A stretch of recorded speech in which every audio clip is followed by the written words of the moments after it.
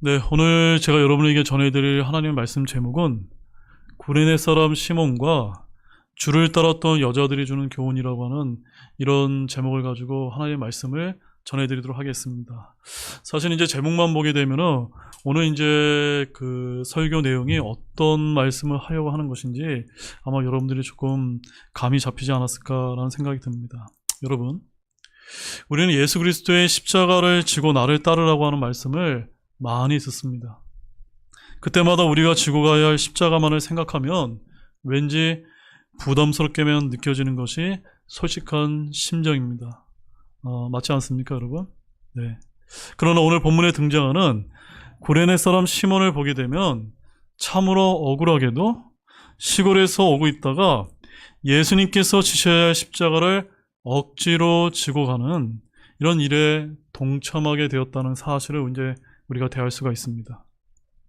근데 이 십자가를 지게 된 사건이 구레네 사람의 인생에 아주 큰 영향을 주게 되었다는 사실을 여러분은 잘 알고 계신지요? 오늘은 그렇게 얼떨결에 주님의 십자가를 대신 지고 갔던 구레네 사람 시몬에 대해서 살펴보고, 그리고 그 이후에 벌어진 일들을 통해서 우리가 귀한 교훈을 얻고자 했으면 좋겠습니다. 자, 사실 오늘 본문에는 예수님께서 십자가를 지시고 처형장으로 이동하실 때 구레네 사람 시몬이 대신 지고 예수님을 뒤에서 갔으며, 그때 예수님을 따라왔던 슬퍼하는 여자들을 향해 주신 권면의 내용을 담고 있습니다. 이런 본문은 마태복음 27장 31절에서 34절과 마가복음 15장 20절에서 23절과 병행을 이루고 있어 마태와 마가도 누가와 마찬가지로 이 구레네 사람 시몬에 관한 기사를 이제 다루고 있습니다. 하지만 슬퍼하는 여자들을 향한 예수님의 권면은 오직 오늘 우리가 살펴본 누가복음에만 나오는 독특한 기사라는 사실을 여러분들이 이제 오늘의 본문의 특징으로 이제 기억하시면서 오늘 말씀을 들어주시면 감사하겠습니다. 자, 이렇게 오늘 본문은 구레네 사람 시몬과 예수님을 뒤따르며 슬피 우던 여자들의 모습을 통해 우리가 귀한 교훈을 이제 발견할 수가 있는데, 그런 본문을 좀 보도록 하겠습니다. 먼저 첫 번째는 잘 들으시기 바랍니다. 그리스도의 십자가에 동참하는 것은 하나님의 은혜라는 점입니다. 맞습니까, 여러분? 네, 우리 모두가 십자가를 외면하지 마시고 내게 주어지는 그런 그리스도의 십자가 있다면 함께 동참하는 것이 큰 은혜가 될 줄로 여러분 믿으시기 바랍니다. 자, 본문 26절 다시 한번 읽어보겠습니다. 읽겠습니다. 그들이 그분을 끌고 가다가 시골에서 오고 있는 구레네 사람 시몬을 붙잡아 그에게 십자가를 지우고 이로써 그가 예수님 뒤에서 그것을 지고 가게 하였더라. 자, 이 26절 말씀을 이제 보게 되면 로마 군사들이 예수님을 끌고 갈 때에 구레네 사람 시몬을 붙잡아 그에게 십자가를 대신 지우고 예수님을 뒤따르게 이제 했음을 이제 우리가 볼 수가 있습니다. 여러분, 구레네는 어떤 지역인지 아십니까? 구레네는 아프리카의 북쪽 해안에 위치한 도시였는데, 그러니까 이 시몬이라고 하는 사람은 아마도 유대인 디아스포라로서 유대인의 명절인 유월절을 맞아서 저 아프리카의 북부였던 이 구레네라고 하는 도시에서 먼 길을 떠나서 이 예루살렘을 방문한 순례자여 나그네였음을 우리가 이제 알 수가 있는 것입니다. 그리고 마침 그때 사형 판결을 받고서 십자가를 지고 가는 예수님을 구경하는 무리들 속에서 그 광경을 지켜보고 있던 사람이었을 것이다 라고 우리는 이제 말씀을 통해서 알 수가 있습니다. 자, 그런데 이 로마 군사들이 구경하는 무리 속에 있었던 구레네 사람 시몬을 갑자기 끌어내어 예수님의 십자가를 대신 짊어지고 가도록 시켰던 것입니다. 당시 관습에 따르면 십자가형을 선고받은 죄수는 자신이 못 박힌 십자가를 그 처형 장소까지 스스로 지고 가는 것이 관례였습니다. 당시 총독 관저에서부터 골고다 언덕까지는 십자가의 길이 약 거리가 꽤나 멀어서 어떤 학자들은 한 400에서 500m 정도 되었다고 하기도 하고, 또한 어떤 학자분들은 한 1km 정도 되었다고 이렇게 전해지고 있습니다. 아무튼 전날 밤 밤새 겟세마네 동산에서 기도하시고 또 이른 새벽부터 체포되어 이리저리 끌려다니며 신문과 채찍질을 당하신 예수님으로서는 기운이 소진되어서 도저히 그 무거운 십자가를 제대로 지고 가실 수가 없었을 것입니다. 그래서 로마 군사들이 너무 지체되는 것을 피하기 위해 시몬을 붙잡아서 십자가를 대신 지게 했을 것으로 여겨지는 것입니다. 자, 잠시 이 부분에서 저와 여러분에게 너무나 잘 알려진 카톨릭 영화인 패션 오브 크라이스트 이야기를 제가 잠깐 좀 언급하고 넘어가도록 하겠습니다. 여러분 그 영화 다 보셨습니까? 아마 거의 다 이제 다 보셨을 것이라고 생각되어지는데, 그 영화를 보게 되면 예수님께서 첫 번째 쓰러지시자 이 구레네 사람 시몬이 다가와서 줄을 일으켜주고, 예수님께서 한 번 더 쓰러지시자 베로니카라고 하는 여인이 와서 주님의 얼굴을 닦아주는데, 그녀의 손수건에 주의 얼굴 형상이 남는 것으로 영화는 그렇게 이제 묘사를 하고 있습니다. 여러분, 이것이 맞습니까? 틀립니까? 예. 여러분들 이제 성경 말씀 잘 아시기 때문에 그것이 성경에 없는 허무맹랑한 이런 이야기라는 것을 여러분이 잘 아시고 계실 것입니다. 방금 언급했던 이런 영화의 내용은 성경의 복음서 어디를 찾아봐도 전혀 보이지 않는 그런 내용이라는 점입니다. 특히 예수님께서 갈보리로 가는 길에서 넘어졌다거나 굴렀다고 하는 진술 역시도 성경에 있습니까? 없습니까? 없다는 점입니다. 어떻게 보면 이 구레네 사람 시몬은 엉겹결에 붙잡아 주님의 십자가를 대신 진 셈입니다. 속된 말로 하자면 재수없이 걸려든 것입니다. 이렇게 재수없이 걸려 십자가를 대신 진 것이 그에게는 상상할 수 없는 은혜가 되었다는 사실을 여러분 혹시 잘 알고 계신가요? 여러분, 당시에 십자가의 처형을 받는 죄인은 자신이 못 박혀 십자가를 메고 처형장까지 가야 하는데, 이것이 하나의 관습이었다고 말씀을 드렸습니다. 십자가의 모양은 가로가 나무의 무게 약 20kg 정도가 되었지만, 계속되는 신문과 학대로 인해서 심하게 탈진한 예수님께서는 혼자의 힘으로 십자가의 형태를 지고는 더는 갈 수가 없었던 것입니다. 그러자 로마 군인은 구레네 사람 시몬을 붙잡아 예수님 대신 십자가를 지게 했는데, 자, 그 말씀을 한 구절 보겠습니다. 우리 마태복음 27장 32절 말씀 한번 보시기 바랍니다.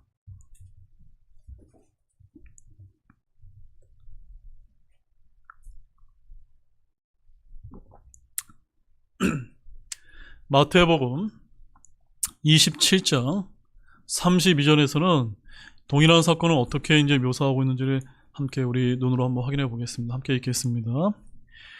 그들이 나가다가 시몬이라 하는 구레네 사람을 만나매 그에게 억지로 그분의 십자가를 지고 가게 하였더라.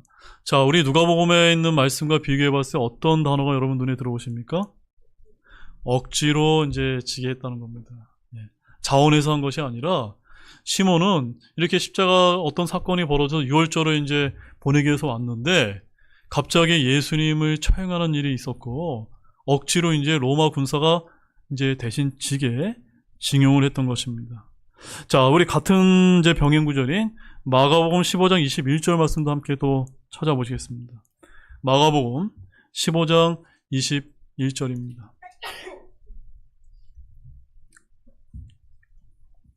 자, 우리 마가복음 15장 21절에는 조금 더 흥미로운 사실을 우리가 이제 볼 수가 있습니다. 함께 읽어보도록 하겠습니다.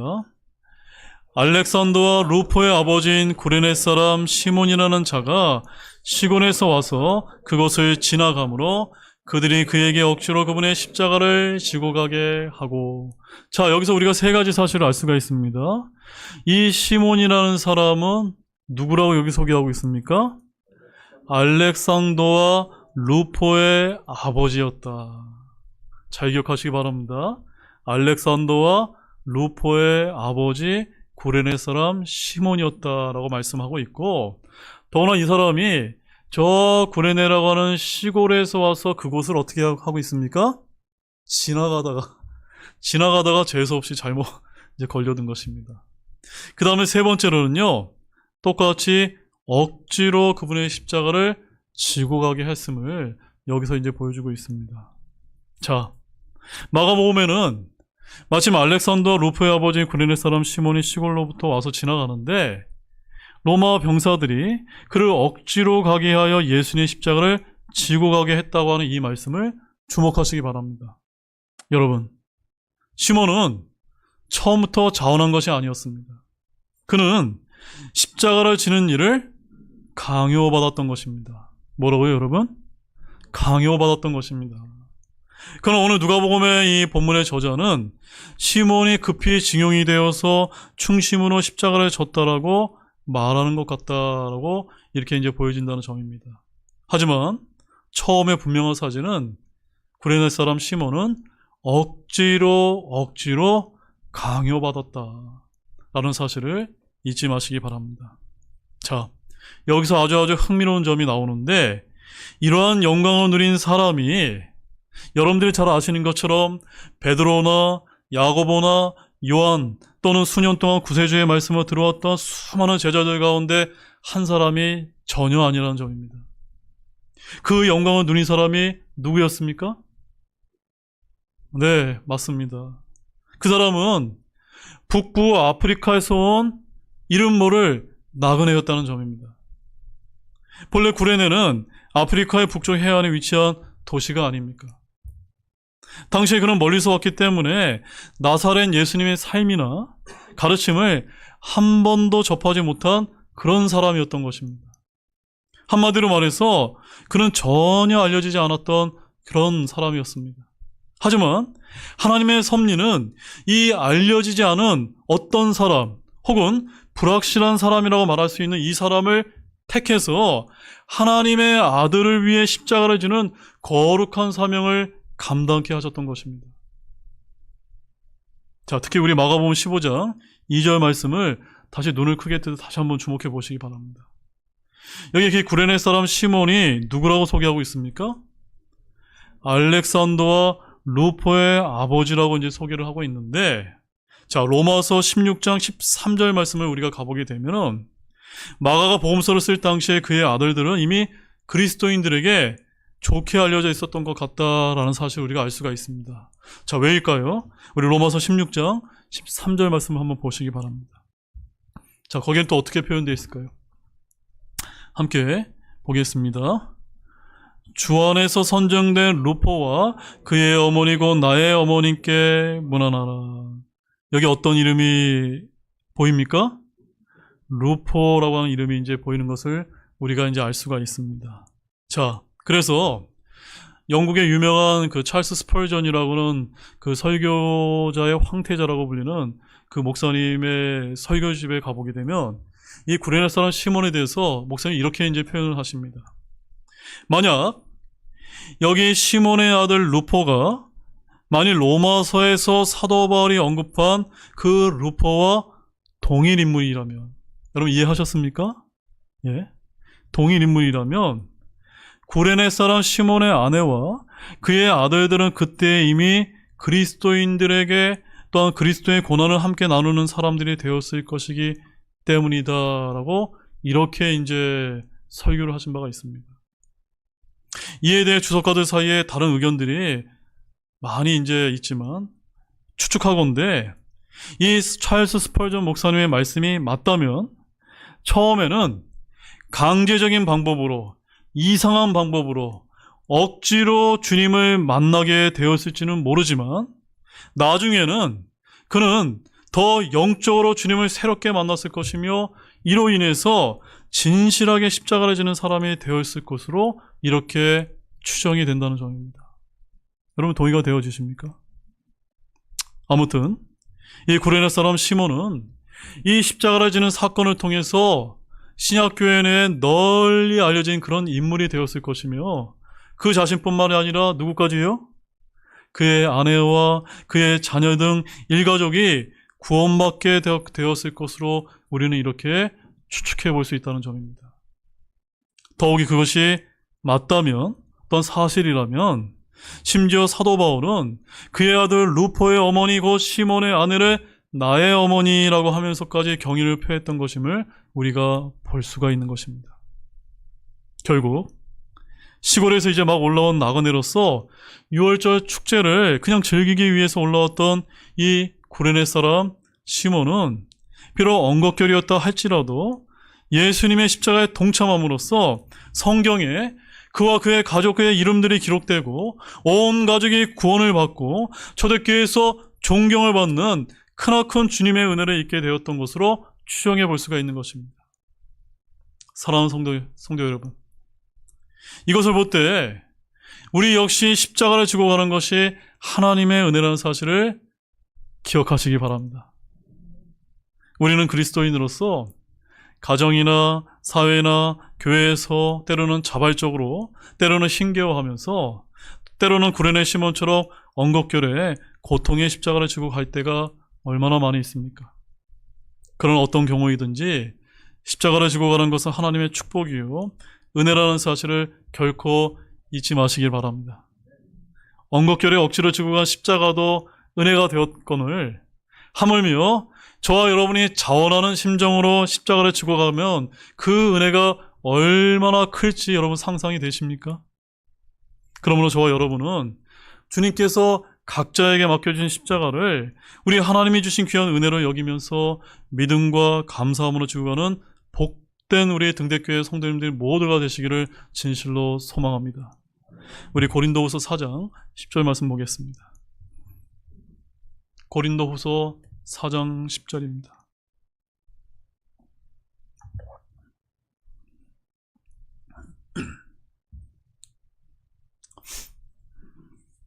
고린도후서 4장 10절 다 찾으셨습니까?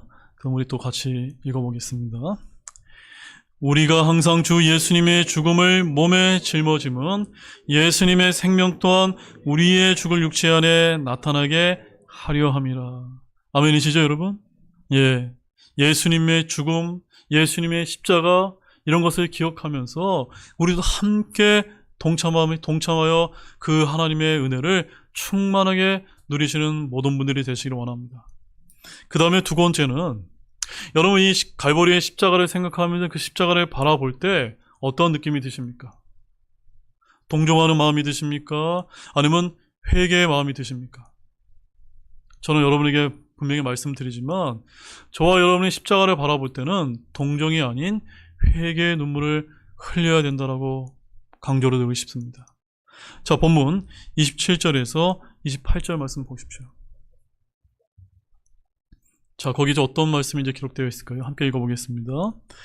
백성 및 여자들의 큰 무리가 그분을 따라갔는데 이 여자들은 또한 그분으로 인해 슬피 울며 애통하더라. 그러나 예수님께서 그들을 향해 돌아서서 이르시되 예루살렘의 딸들아 나를 위해 울지 말고 너희와 너희 아이들을 위해 울라. 자, 27절과 28절 말씀을 이어서 보게 되면 예수님께서 십자가를 지고 가시는 길에는 큰 무리의 백성들이 그분의 뒤를 따르고 있었음을 우리가 볼 수가 있습니다. 그 중에는 예수님의 십자가에 못 박도록 요구한 자들도 있었을 것이며 또한 호기심 어린 구경꾼들도 있었을 것이지만 한편으로는 처형장으로 향하는 예수님 위에 가슴을 치며 슬피 우는 여자들의 무리도 있었다라는 것을 우리가 볼 수가 있습니다. 아마도 이 여자들은 예수님의 공생의 기간 중 그리스도의 가르침이나 행하신 일을 통해 은혜를 입었던 그런 여인들이었거나 혹은 예루살렘에 거했던 여자들로서 예수님께서 사형 판결을 받으시고 십자가를 지고 가시는 모습을 보고 슬픔을 주체할 수 없었던 것으로 보입니다. 근데 예수님께서는 자신이 처형당하기 위해 길을 가는 도중에서 이 여자들을 돌아보시며 그들에게 자신을 위해 울지 말고 그들과 그녀의 자녀를 위해 울라라고 권면하셨던 것입니다. 28절 말씀 다시 보십시오. 예루살렘의 딸들아 나를 위해 울지 말고 누구를 위해서 울라라고요? 너희와 너희 아이들을 위해서 울라. 즉 예수님께서는 현재 자신이 감당해야 될 그런 고통보다도 장차 예루살렘에 닥칠 환난으로 그들이 당할 고통을 더더욱더 염려하시면서 이에 대비하도록 권면하시는 그런 귀한 모습을 우리에게 보여주고 계신 것입니다. 여러분, 사람들 일반적으로 어떻습니까? 자신이 슬프면 다른 사람을 위로한다는 생각을 하게 됩니까? 못하게 됩니까? 잘 하지 못하게 됩니다. 또 자신이 고난 중에 있으면 역시 고난에 처한 다른 사람을 돌아보고 돕는다는 생각을 하기가 매우 어렵습니다. 왜냐하면 되게 사람들은 자신이 슬픔과 어려움에 닥쳤을 때 거기에만 집착하게 됨으로써 다른 사람들을 돌아봐야 될 마음의 여유가 없기 때문입니다. 그러나 우리 주님께서는 어떤 모습을 저와 여러분에게 보여주고 계십니까? 주님은 견디기 힘든 그 십자가의 고통 중에 있으면서도 도리어 성도들을 돌아보고 위로와 격려의 말씀을 주고 계신 것입니다. 십자가의 길을 가는 고통 속에서도 슬퍼하는 여자들을 돌아보신 주께서는 오늘도 우리의 삶의 형편들을 돌아보고 계심을 굳게 믿어야 되지 않을까요, 여러분? 맞습니까, 여러분? 그러면 여러분 가운데 삶에 여러분이 지셔야 될 그 십자가 때문에, 여러 가지 고난 때문에 주님이 나를 돌아보고 계지 않는 것 같다라는 이런 생각을 하고 계신 분이 있다면 그런 생각을 내어버리시기 바랍니다. 자, 그렇다면 우리 예수님께서는 왜 자손들을 위해서, 또 그들 자신과 자손들을 위해서 울라라고 이렇게 이제 말씀하셨던 것일까요? 왜 그러셨을까요? 그것은 바로 십자가의 고난에 있어서 이 여자들이 보지 못한 측면을 깨우쳐 주고자 하셨던 것입니다. 만일 유대 백성이 이런 이 여자들이 메시아를 죽인 유대인들의 엄청난 죄악과 또 그로 인해 장차 임하게 될 하나님의 무서운 재앙을 생각했다면 과연 예수님을 위해 동정의 눈물만을 흘리고만 있었을까요? 그렇지 않았을 것입니다. 오히려 그들은 그 죄악의 심각성과 장차 자신들에게 임할 엄청난 재앙으로 인해 두려워 떨 수밖에 없었을 것입니다.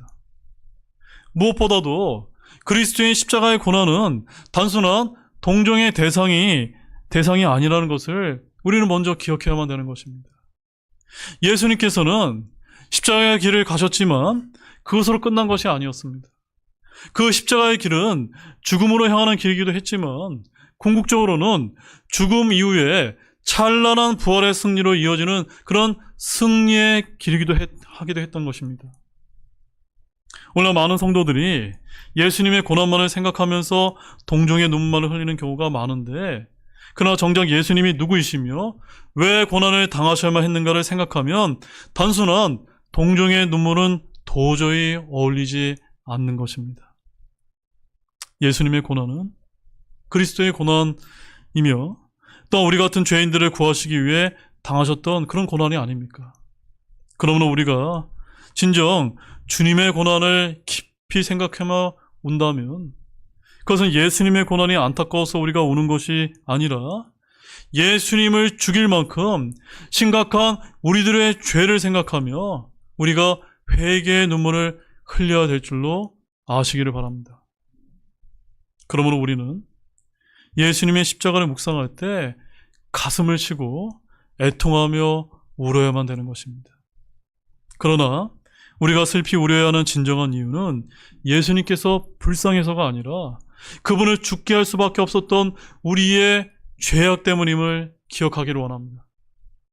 우리의 죄를 애통해야 하며 울 때 우리는 또한 우리 같은 죄인들을 구하시기 위해 고난을 당하셨던 주님의 은혜에 감사하는 감격의 울음으로 또한 울게 될 것입니다. 여러분, 이사야서 53장 5절 말씀 보시겠습니다. 이사야서 53장 5절 말씀입니다.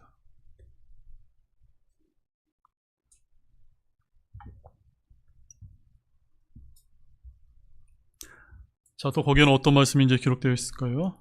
함께 읽어보겠습니다. 그러나 그는 우리 범법들로 인해 부상을 당하고 우리 벌법들로 인해 상하였도다.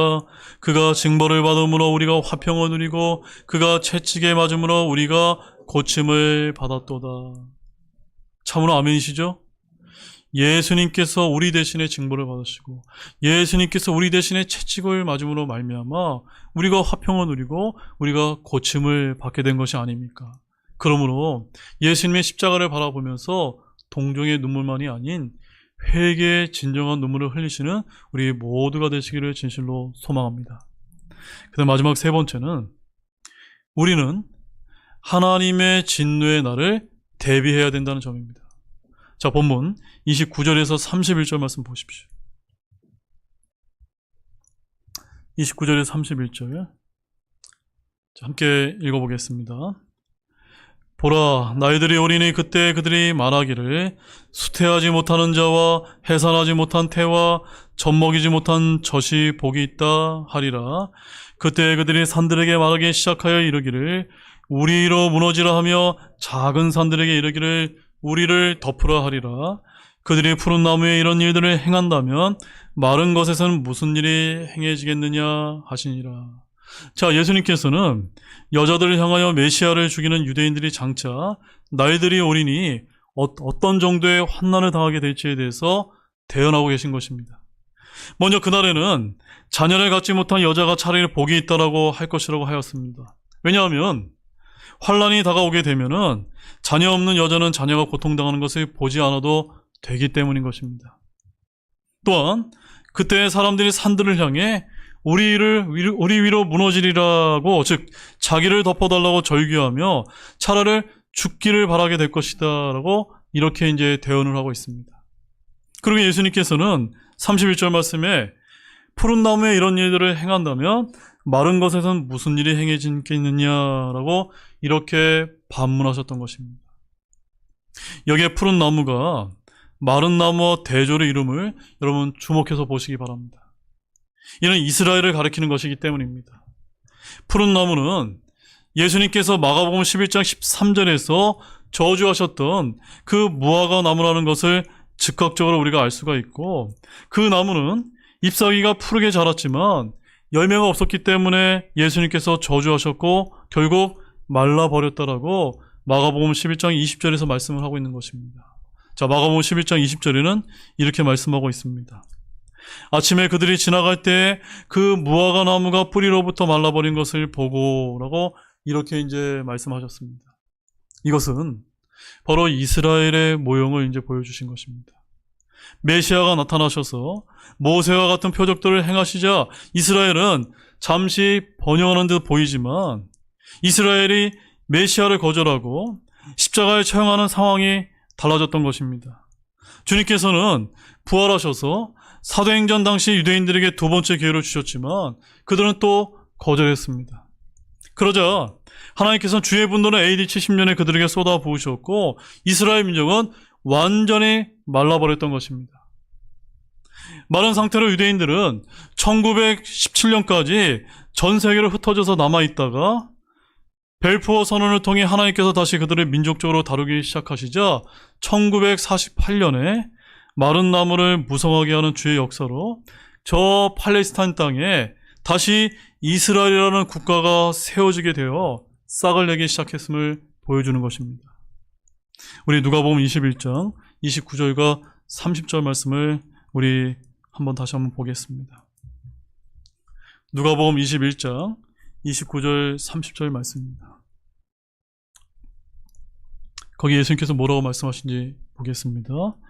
또 그분께서 그들에게 한 비유를 말씀하시되 무화과 나무와 모든 나무를 보라.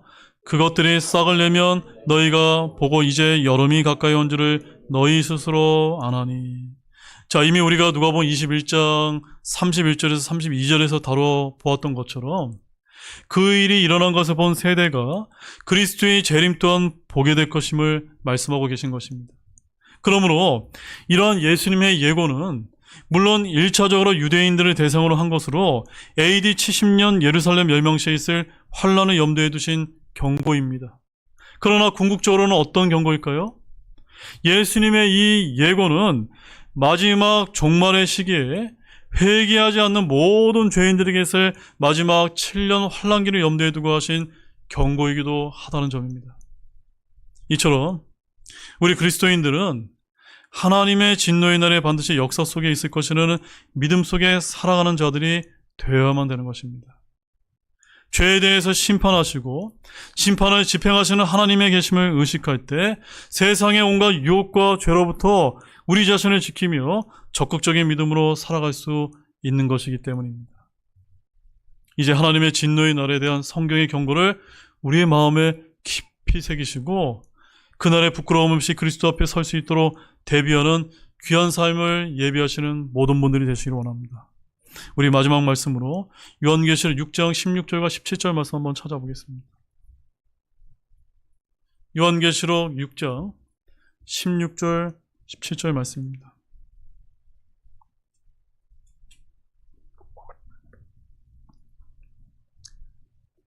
자, 함께 읽어보겠습니다. 산들과 바위들에게 이르라.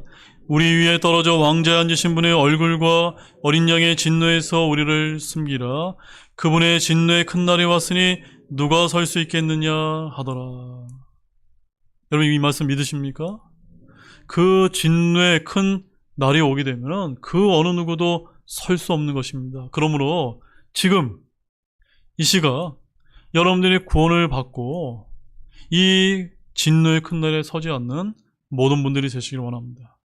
이제 결론을 맺겠습니다. 사랑하는 여러분, 우리 오늘 본문에서 예수님께서 골고다 언덕으로 가시는 과정에서 그리스도의 십자가를 대신 주고 갔던 구레네 사람 시몬과 주를 따르며 슬피 울던 여자들의 모습을 비추는 그런 귀한 교훈을 저희들이 이제 깊이 살펴보았습니다. 얼떨결에 억지로 주의 십자가를 대신 지었던 구레네 사람 시몬에게 임했던 그 주의 은혜를 한번 기억해 보시기 바랍니다. 우리 역시도 우리가 동참해야 될 그런 십자가에 있다면 그것이 얼마나 큰 하나님의 은혜인지 우리가 항상 잊지 말아야 될 것입니다. 그래서 억지로가 아니라 자원한 마음으로 기쁨을 발견하면서 우리 모두가 그리스도의 십자가에 동참할 수 있기를 원합니다. 그래서 구레네 사람 시몬처럼 온 가족이 구원받는 진정한 은혜를 모두가 누리시기를 원합니다. 또한 우리는 슬피 울며 주를 따랐던 여자들처럼 십자가에 못 박혀 죽으신 예수님을 생각할 때 그저 주님이 불쌍하다고 눈물만 짓는 그런 모습을 버리시기 바랍니다. 그러나 우리 주님은 우리의 죄악을 보시고 그 죄악의 심각한 결과를 보고 우신다는 점입니다. 죄 문제는 하나님이신 예수님의 죽으심 없이는 해결할 수 없었던 심각한 것이었습니다. 사람이 죄 문제를 해결하지 못한다면 영원히 멸망할 수밖에 없습니다. 따라서 우리 모두 다 죄 문제를 해결받고 회개의 눈물을 모두 다 흘리기를 원합니다. 그리고 그리스도의 십자가에 동참하시기 바랍니다. 그것만이 우리가 진정 하나님의 은혜임을 깨닫게 되는 모두가 되시기를 주님의 이름으로 간절히 축원합니다. 다 같이 일어나시겠습니다.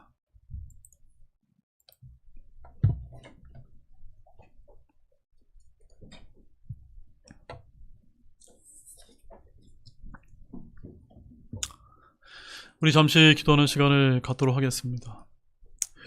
오늘 첫 번째 우리가 이 구레네 사람 시몬이라는 사람에 대해서 우리 아주 자세하게 이제 말씀을 살펴봤던 것을 여러분 기억하시면서 혹시 우리 역시도 주님께서 내가 감당해야 될 그런 십자가를 이제 주신 것이 있는데 그것을 외면하는 분이 있다면 그것을 자원하는 마음으로 동참하게 해달라고 결단하며 기도하기를 원합니다.